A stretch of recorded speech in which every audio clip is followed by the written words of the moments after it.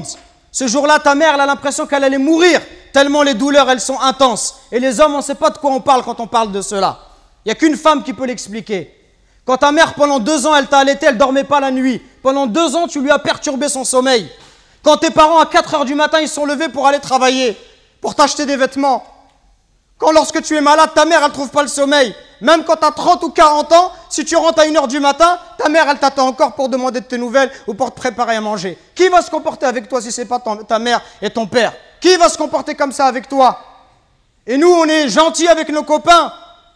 À n'importe quelle heure, on répond à l'appel de nos amis qui nous demandent de l'aide, on les aide. Mais est-ce qu'on aide nos parents? Est-ce qu'on est à leur écoute? Est-ce qu'on leur donne du temps? Est-ce qu'on leur montre du respect?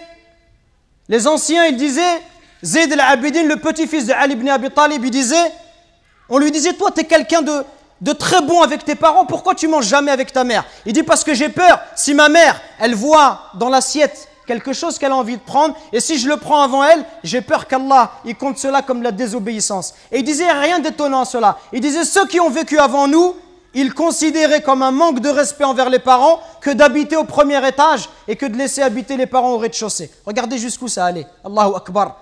Le simple fait d'être au-dessus de sa mère, au premier étage, sa mère au rez-de-chaussée, ils considéraient ça comme un manque de respect.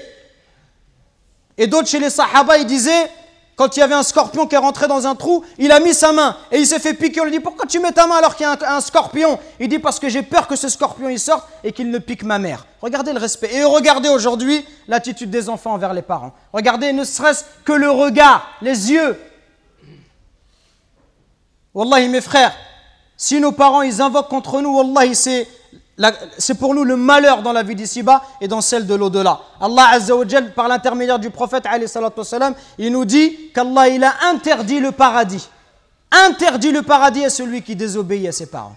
Donc attention mes frères, à ne pas causer du tort à nos parents, à ne pas leur manquer de respect, mais soyons plutôt à leur écoute, soyons plutôt bons, miséricordieux pour eux. Et ceux qui doivent le plus profiter de notre générosité, de notre douceur, notre bonté, notre bon comportement, les premiers à profiter de cela, ça doit être nos parents. Parce que viendra un jour où ils vont partir, et le jour où ils vont partir, tu vas regretter. Et tu vas dire, ah, si je pouvais encore faire du khair à mon père, si je pouvais encore faire du khair à ma mère.